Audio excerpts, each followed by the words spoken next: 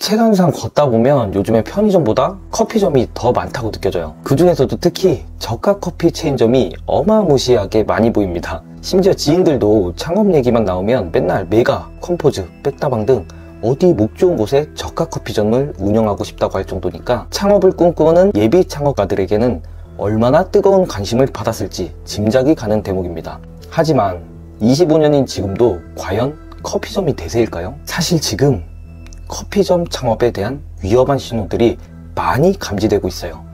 그 중에서도 유독 많이 창업을 도전하는 저가 커피점에 대한 현 주소를 알아보겠습니다. 지금 이 영상은 커피점을 창업하려는 분들에게 꼭 필요한 정보니까 주변 커피점 창업에 고민이신 분들에게 영상을 공유해 주시고 다시 보고 싶다면 반드시 구독을 눌러주세요. 아, 정말 이런 얘기하기 싫은데 저가 커피 창업 정말 심각합니다. 단순히 경쟁이 치열해졌다는 말로는 부족할 정도예요.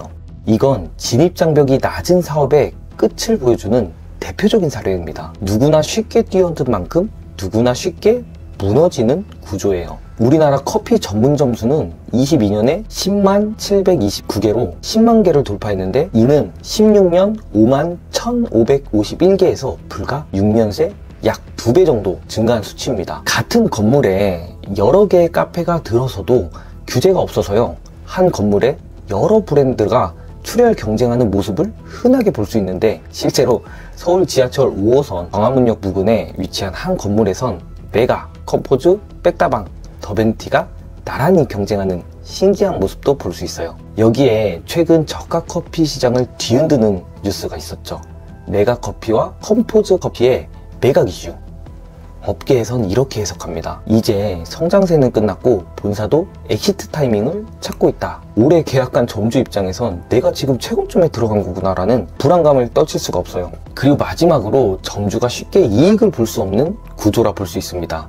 실제로 컴포즈 본사의 영업이익률은 40%가 넘어가지만 점주는 하루 300장 넘게 팔아야 본전이라는 말이 나옵니다. 프랜차이즈는 잘 나가는데 정작 그걸 운영하는 사람은 피폐해지고 있다는 거죠. 그래도 뭐 여기까지는 어떻게든 해결할 수 있는 문제들입니다. 내가 경쟁이 없는 목 좋은 곳을 잘 골라서 선점한다면 되는 부분이고, 더 좋은 경영자가 들어오도록 점주들이 힘 모아 목소리 낼 수 있는 부분이고, 본사와 재계약을 통해 구조적으로도 바꿀 수 있는 문제들이죠. 하지만 이보다 훨씬 더 중요한 본질적인 문제가 하나 더 있어요. 이상기후와 환율 급등으로 원두 가격이 미친 듯이 올랐다는 거예요. 로부스타 원두 같은 경우엔 24년 9월 기준 톤당 4,715달러로 역대 최고치를 기록했는데 이건 21년 대비 약 165%가 상승한 수치고, 아라비카 원두 같은 경우엔 24년 9월 톤당 5,451달러로 정년 대비 약 43% 증가한 수치입니다. 세계 커피 생산량의 55%를 차지하는 브라질과 베트남이 지난해 폭우와 가뭄을 겪으면서 생산에 차질이 생긴 거죠. 그런데 통상적으로 커피나무 열매는 3년에서 5년 정도 걸리기 때문에 가격 안정화에는 상당한 시간이 필요하다고 보고 있습니다.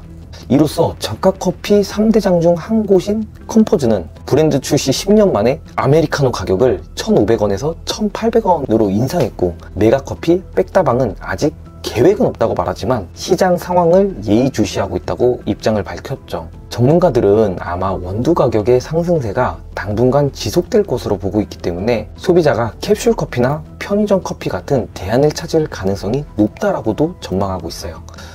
이 여러 가지 근거를 종합해 판단해 본다면 올해 굳이 저가 커피점을 차려야 할까? 라는 의문이 드네요. 그런데 여기서 한 가지 궁금한 게, 커피 창업을 하는 사람들은 안목이 없어서 이렇게나 몰렸을까요? 잘 들여다보면 그 안의 본질은 쉽다고 느꼈기 때문입니다. 비전문가도 할 수 있어 보이고, 게다가 우리는 너무 좁은 경험 안에서 진로를 결정했어요. 어릴 때부터 뭔가 좋은 대학이 아니면 안 돼 라는 주입식 교육을 받은 것처럼 창업도 다양한 비즈니스 모델을 체험하지 못한 채 주변에서 자주 보이는 것, 그것이 곧 돈이 되는 사업이라고 착각하게 되는 거예요. 우리는 다양한 경험을 해봐야 합니다.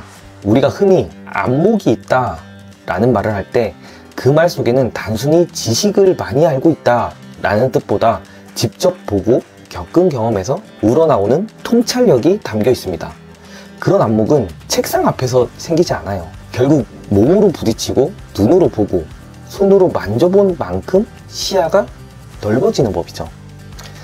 그래서 저는 다양한 경험을 해보라고 말하고 싶어요. 꼭 크고 대단한 것이 아니어도 됩니다.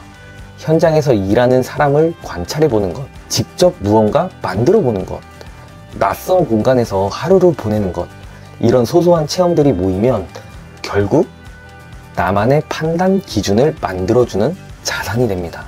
사실 저는 그래서 원데이 워크라는 프로젝트를 기획하고 있어요. 소비자가 저렴한 비용으로 다양한 체험을 해보는 것. 저는 이 프로젝트가 반드시 성공할 것이라 생각이 듭니다.